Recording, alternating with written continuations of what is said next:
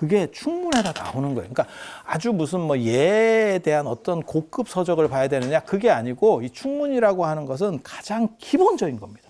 그러니까 이게 어떻게 보면 제사에 있어서 하늘천 따지 같은 건데, 이런 것도 이제 헷갈리고 뭐 그래도 되네 안 되네 이런 쓸데없는 소리들을 하고 있는 거예요. 자, 제사 요즘은 이런 걸 잘 안 하는데 예전에는 이 유세차 얘기를 많이 들어봤어요. 근데 여러분이 만약에 유세차라는 거를 들어보셨으면, 그게 이제 시골에서 어른들 예전에 향교나 이런 데서 제사 지낼 때 유세차 하는 게 있고, 제가 유세차에서 가장 익숙했던 거는 이 조친문, 유씨의 조친문, 교과서에 실려 있는 바늘 부러져 가지고 그 쓰던 바늘이, 조친문 안 배웠어? 교과서에 나와, 교과서에. 네, 교과서에. 그 조친문이 뭐냐면, 혼자 있는 과부인데, 이유 씨가 과부인데, 이렇게 혼자서 이렇게, 이렇게 의지해서 살았는데, 그 바늘이 부러진 거지. 이렇게 실르는 데가 이렇게 부러지면 바늘허리 매서 못 쓴다. 이런 것처럼, 그게 예전에는 강도가 떨어져서 그래요. 그래서 땡기다 보면 그냥 부러진다고. 예전 그런 거는. 그래서 그걸 이제 조상하는, 슬퍼하면서 조상하는. 그래서 유세차 모년 모월 모일에 머리하고 끝 있었는데, 공교육의 부재라고 생각을 하도록 하겠습니다. 그리고 이거 별주부전에서도 나와, 이런 유세차가. 그러니까 예전에는 조금 이렇게 어떻게 보면 조금 가방끈 있는 사람들은 유세차를 다 이렇게 좀 선호하는, 그리고 유세차에서 유세차입니다. 그래서 그냥 유세차 이러는 게 아니고 유세차 이렇게, 이렇게 약간 약간 가래 섞인 듯한 걸로 이렇게 끌어서 가는, 이렇게.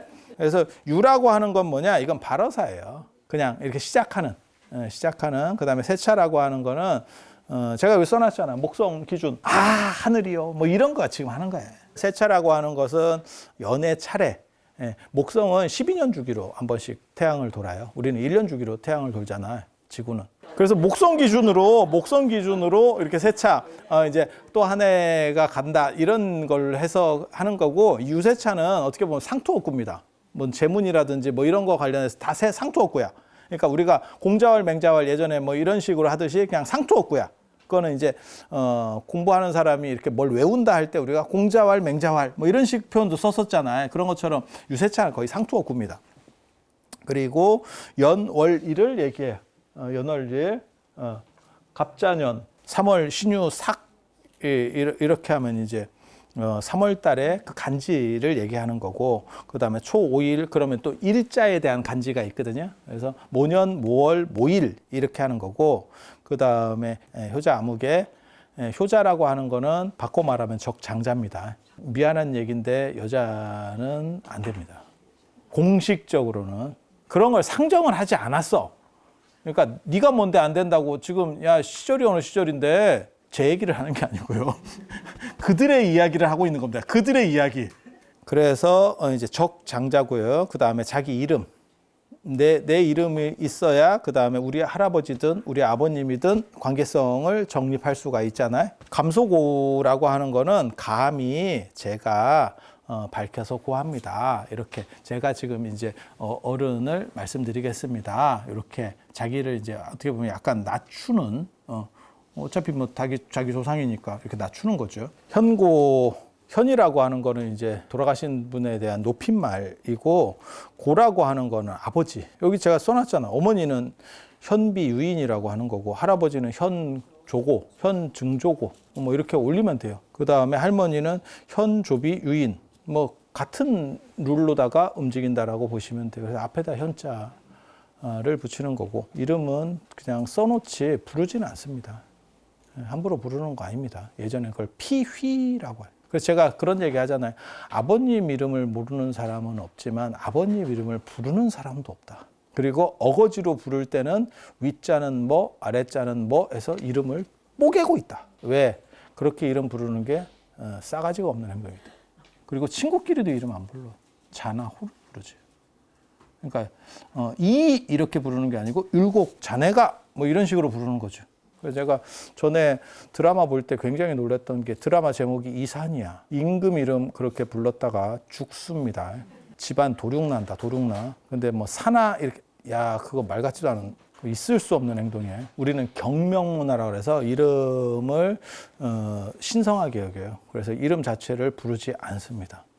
그래서 우리 주변에는 관계를 부르는 문화가 있는 거죠. 그러니까 관계라고 하는 건 뭐냐면 형이면 형, 그다음에 뭐 엄마, 아빠 이런 식으로 다 관계를 부르는 거지 이름 자체를 부르지 않아요. 이게 동아시아 문화의 가장 큰 특징 중에 하나예요. 그래서 제가 전에 이름 짓고 뭐 이런 거 얘기할 때도 그런 말씀 드렸었잖아요. 유럽 사람들 이름 지을 때 날로 먹고 우리는 다 윗사람들 이름 중에서 한 글자라도 발음만 비슷해도 다시 지어야 돼. 윗사람의 이름을 범했다 그래서 다시 지어야 돼. 한 글자만 그래도. 유럽이나 미국 같은 경우는 뭐 알렉산더 하면 알렉산더 2세. 스님 이름 하나만 줘주세요. 3세. 또 오면 4세. 야 날로 먹어. 그냥 넘버링만 하면 돼. 아, 딸이 아버님 이름이 뭔가요? 알렉산더. 이씨.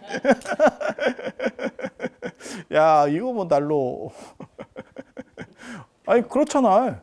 그리고 그렇다 보니까 저 같은 경우는 예전에 세계문학 같은 거 읽을 때 야 이게 헷갈리죠.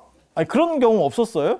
그러니까 우리나라 이름도 아니니까 귀에 잘 안 들어오고 그런 상황에서 아 이게 자꾸 뭐 2세 3세 뭐 이러니까 아 이게 이놈이 그런 것 같고 그놈이 이놈 같고 그런 현상들이 이제 일어나기 시작하는 거죠. 그다음에 처사나 학생 뭐 이렇게 그거는 이제 학생부군 신이 이런 들어보셨잖아요. 예전에 그거 영화에도 있었는데 학생부군 신이라는 영화도 있었어요. 그러니까 학생이라고 하는 거는 뭐냐면 벼슬이 없는 사람. 비석도 마찬가지입니다. 이렇게 학생이 되면 이게 배우는 사람이라는 뜻이에요. 그러니까 아직 온전하지 않은 사람, 부족한 사람. 그거는 대머리 비석이거든. 대머리 비석. 이렇게. 그리고 이제 벼슬이 있으면 위에다가 갓을 씌우죠. 관을 씌운다고. 이렇게. 네. 요즘은 뭐 이런 문화가 없어졌지만 박사 되면 예전에 이걸 했었어요. 박사를 높이 쳐주는 그런 문화가 있어요. 직위가 있으면 그 직위를 쓰는 거고 직위가 없는 분은 그냥 학생. 학생 바꿔 말하면 소시민이죠. 그래서 요거는 뭐냐? 오늘 유세차하고 그 다음에 날짜를 얘기하고 2024년 뭐 4월 15일 뭐 이런 식으로 날짜를 얘기하고 제가 어른을 이렇게 모십니다. 그게 누구냐? 우리 조부 아니면 부 아무개. 그래서 그렇게 하고 부군이라고 하는 거는 이제 돌아가신 분을 존칭해서 약간 높여드리는 거예요. 그분이 별 볼 일이 없더라도 내 부모고 내 할아버지고 내 할머니고 이런 분이니까 자기한테는 다 존칭의 대상이 되는 거죠. 요까지가 요거 이제 소속 얘기하는 거고 그다음에 어느 분이라고 하는 걸 얘기를 하는 거고 그 다음에 세서천역 한 해가 바뀌었으니 휴일부림 한 해가 바뀌어서 돌아가신 날이 다시 됐습니다. 그래서 추원감시라고 하는 거는 멀어질수록 추모의 정은 더욱 깊어집니다. 진짜 그런지는 모르겠는데 이렇게 그냥 하는 거예요. 그 다음에 호천만극. 호천만극 많이 들어봤잖아요. 하늘과 같아서 그 어떻게 보면 어른에 대한 생각, 어른이 나에게 끼친 은혜 이런 것들이 하늘과 같아서 담이 없습니다. 호천만극 이건 진짜 많이 쓰는 표현인데 이게 이 충문에 나오는 표현이에요. 충문에 나오는 표현. 그래서 근이 삼가 청작서수 맑은 술과 여러 제수를 주례 그러니까는 제사는 주례입니다. 주례 술 설이나 추석 같은 거는 차 그래서 불교 의례라는 걸 알 수 있는 거고 여기는 술이에요. 그래서 유교 의례하고 불교 의례 이게 좀 다르구나 라는 생각이 딱 드는 거고 설이나 추석 같이 이런 명절 의례는 아침에 해 떴을 때 하고 그건 추모 의례라고 하는 거고 원래는 제사는 밤 의례 그 다음에 돌아가신 날에 하는 음식 공급. 그래서 공신전원 공경스럽게 제가 받들어 올립니다. 여러 제수를 술하고 맑은 여러 제수들을 제수 음식들을 제가 받들어 올립니다. 그러니까 상향 잘 받아주십시오. 흠양해 주십시오라고 하는데 흠양을 이제 잘 모르시는 분들은 향 냄새 맡으라는 뜻인가? 이렇게 그 글자 아닙니다. 그 글자 아닙니다. 그래서 제수를 잘 받아주세요. 제가 정성껏 준비했습니다. 잘 드셔주세요. 그러니까 제가 얘기했잖아요. 이게 음식 공급 의례라니까. 그게 충문에다 나오는 거예요. 그러니까 아주 무슨 뭐 예에 대한 어떤 고급 서적을 봐야 되느냐 그게 아니고 이 충문이라고 하는 것은 가장 기본적인 겁니다. 원래 제사에는 모두 다 충문을 하는 거예요. 그러면 이게 헷갈릴 일이 없어 자체가. 그런데 이제 충문하는 사람도 없고 지금은 충문하는 사람도 없고 충문 내용도 잘 모르고 이렇다 보니까 그러니까 이게 어떻게 보면 제사에 있어서 하늘천 따지 같은 건데 이런 것도 이제 헷갈리고 뭐 그래도 되네 안 되네 이런 쓸데없는 소리들을 하고 있는 거예요. 근데 여기에 기본 세팅은 다 박혀 있는 거예요. 그리고 그 기본 세팅에서 제 말이 틀리는 건 없습니다. 왜 틀리는 게 없을까? 다 맞춰가지고 당연히 다 보고 시작하는 거잖아. 우리는 어떻게 보면 다 맞춘 사람인데 나 배운 사람이라니까. 그런데 자꾸 안 배운 사람이 우리 집은 이렇게 했어요로 맘먹으려고 들어. 야 그거 아니야. 그렇게 하는 게 아니야. 다 있어. 내가 진짜 길게 얘기하면 다 찾아서 조목조목 대줄 수도 있어. 그래서 이게 가장 기본 세팅이라더라. 그리고 이 안에서도 뭘 알 수 있냐? 돌아가신 날에 제사는 지내는 거다. 그 다음에 음식 공급하는 거다. 그 다음에 술이 들어가야 되는 겁니다. 라는 거를 기본적으로 알 수 있는 정도라고 이해하시면 되겠습니다. 그래서 제사 충문과 관련된 내용 여기까지 말씀 올리겠습니다. 자, 들어주셔서 감사합니다.